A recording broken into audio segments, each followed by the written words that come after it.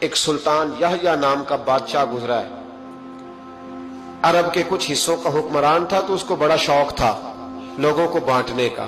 دو قسم کے لوگ ہوتے ہیں نا, کچھ کو جمع کرنے کا شوق ہوتا ہے, کچھ کو شوق ہوتا ہے کوئی روٹی کھا لے. حضرت ابراہیم علیہ السلام بغیر مہمان کے کھانا, کچھ ایسے بھی ہوتے ہیں جن کے گھر بندہ چلا جائے تو پتیلی پہ ڈھکنا دے لیتے ہیں. اپنا اپنا فرق ہے نا جی, ہر آدمی کا اپنا اپنا ذوق ہے. منت کرتے ہیں کسی کی. مجھے بڑی بات پسند ہے شیخ سعدی کی, قرضے لے لے کے مہمان نوازی کرتے تھے. ایک دن سارے مقروض کٹھے ہو کے کہنے لگے بابے پیسے دے. بابا جی کہتے ہیں وہ پیسے مانگ رہے ہیں, مجھے ٹینشن ہے کہ انہوں نے کھوایا کچھ نہیں, مجھے پریشانی لگی. ایک بچہ کوئی چیز بیچ رہا تھا, وہ کھیل مرونڈا نہیں بیچتے بچے, وہ بیچ رہا تھا تو آ گیا, کہنے لگا لینی ہے. تو بابا جی کہنے لگے میرے مہمانوں کو کھلا دے ساری. بچہ بھی راضی ہو گیا کہ سارا اکٹھا ہی گاہک مل گیا ہے, تو سارا جب کھلا دیا کہنے لگا پیسے. تو شیخ سعدی فرمانے لگے تو بھی بیٹھ جا, یہ سارے پیسے لینے آئے ہوئے ہیں, بیٹھ جا, ان کے پیسے انہیں ملیں گے تو تجھے بھی.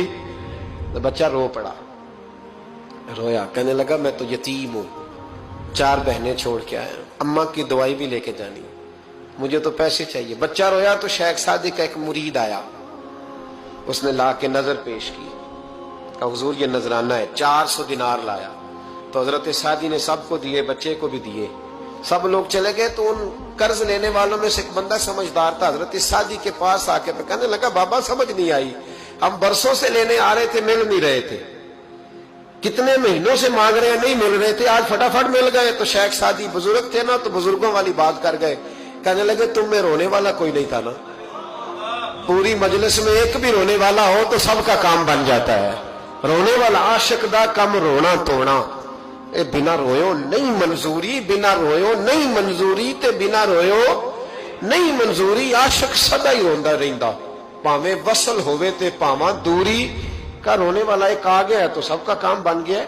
تو کچھ لوگوں کو شوق ہوتا, بادشاہ کو سلطان یحییٰ عرب کے کچھ حصوں کا بادشاہ تھا, شوق بڑا تھا لوگوں کو کھلانے پلانے کا, بڑا شوقین تھا, بڑا بانٹتا تھا. اور کئی دفعہ معاذ اللہ اس پر فخر بھی کرتا تھا جو نہیں کر, تکبر سے بھی کہتا تھا بڑی جائیدادیں آؤ جس نے لینا ہے, تکبر بھی کرتا تھا معاذ اللہ جو نہیں کرنا چاہیے تھا. ایک دن جامع مسجد کے باہر کھڑے ہو کے نا بانٹنے لگا. کوئی فقیر آیا تو ایک مٹھی بھر کے اشرفیاں دے دی, کسی کو سونا دے دیا, کسی کو چاندی دے دی. ایک درویش بابا جی کونے میں بیٹھے ہوئے, اسی کسی دے کچھ بھی نہیں لگ دے, کوئی ضرورت نہیں, کونے میں بیٹھے. آپ یقین کریں, آپ تھوڑا سا رخ ادھر کریں, دنیا پیچھے پیچھے ہو جاتی ہے. اگر آپ پیچھے بھاگیں گے تو آگے دوڑ کے بھاگیں گے. یہ مزاج ہے قوم کا, کسی کا حال پوچھ لیں وہ بگڑ جاتا ہے, کہتا ہے مجھ سے کوئی کام ہوگا تبھی تو پوچھا ہے, اور آپ چپ کر جائیں, خاموش ہو جائے. یہ بھی بڑی مصیبت ہے کہ پیار کر لیں تو اس کا بھی نقصان دیکھنے میں آتا ہے.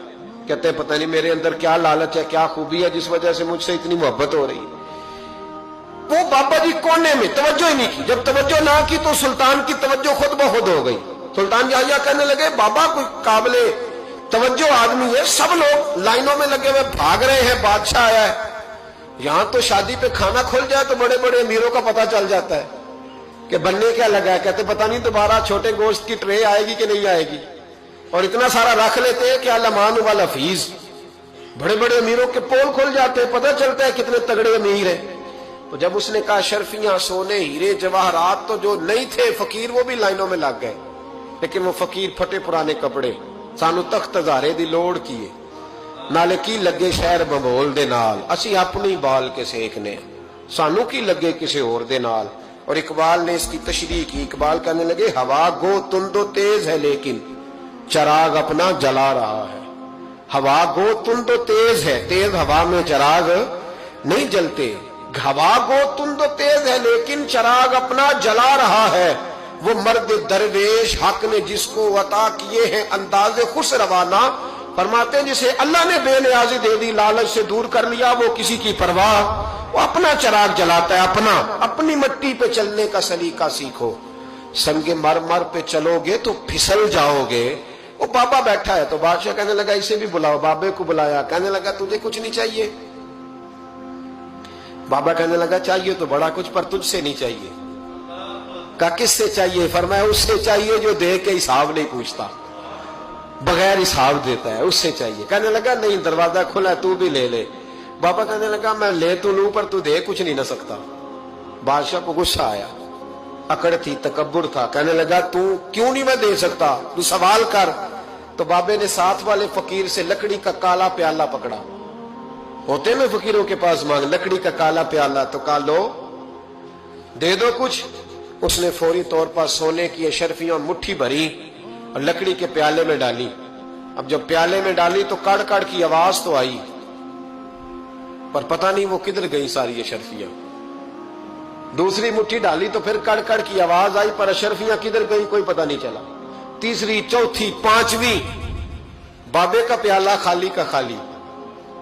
2 दफा भी, 4 दफा भी। ये बादशाह लोग जिद्दी होते हैं, मानते नहीं जल्दी, क्योंकि इन्हें किसी ने बता दिया होता है ना सारा कुछ तुम ही हो, अड़ जाते हैं।